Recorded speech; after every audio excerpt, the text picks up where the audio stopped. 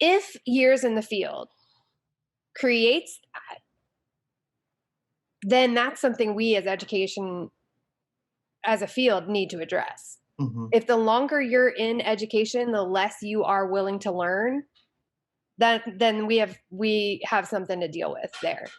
I don't know that I believe that, but I think that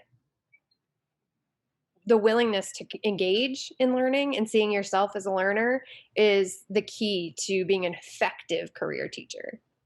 Well, and I think that's why we stress that so much, right? Like we're constantly telling our students, if you're going to be effective in this field, you need to be a lifelong learner. Like when I write teaching recommendations for students, if I see them as a lifelong learner, I write that in there because to me, that is one of the most important pieces of being an effective educator. And I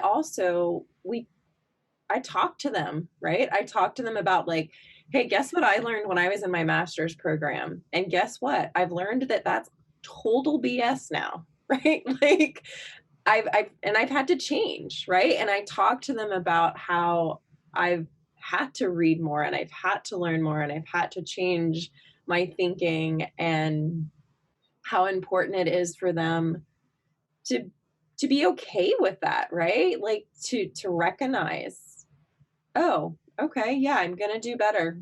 I'm going to learn this and I'm going to do better and I'm going to be better and I'm not going to ever stop learning. I'm not going to get to a point where, like you said, you can't teach an old dog new tricks, right? Like I'm not going to ever be that educator because I'm always going to be open.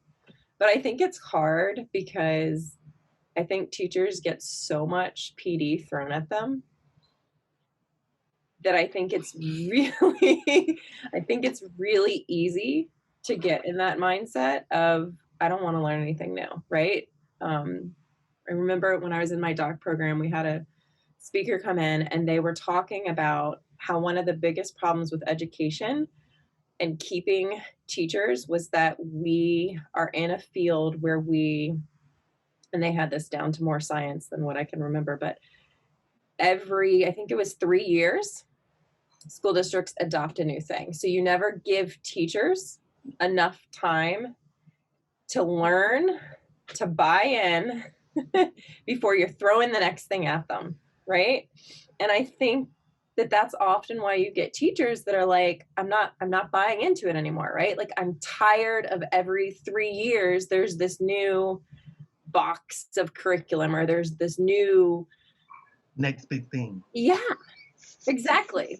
So I mean I can see why it happens. It's this cycle of, instead we have to slow down. And I think that's why Jen and I are so just constantly stressing like the dispositions like Jen was talking about, right? Like it's so much about your thinking and your dispositions, and I don't know.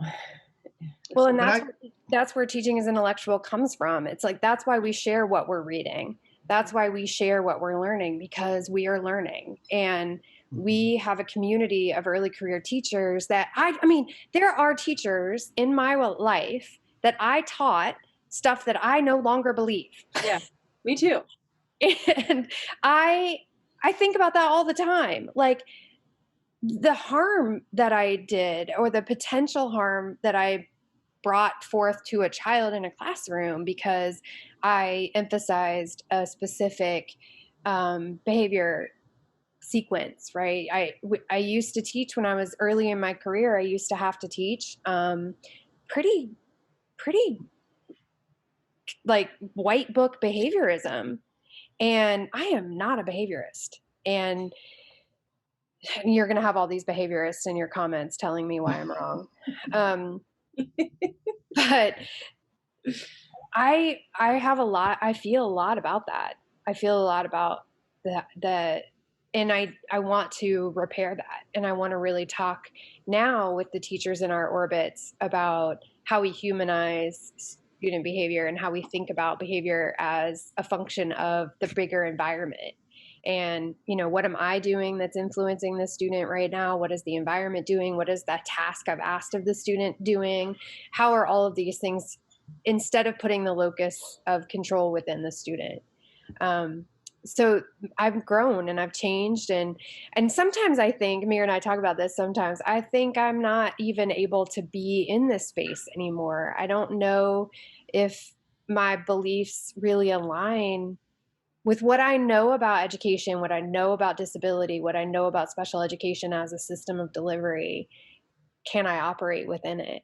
Um, and I think those are some of the other big questions that as educators we always have to, if you're constantly learning, then you're also pushing up against the boundaries of the system, right?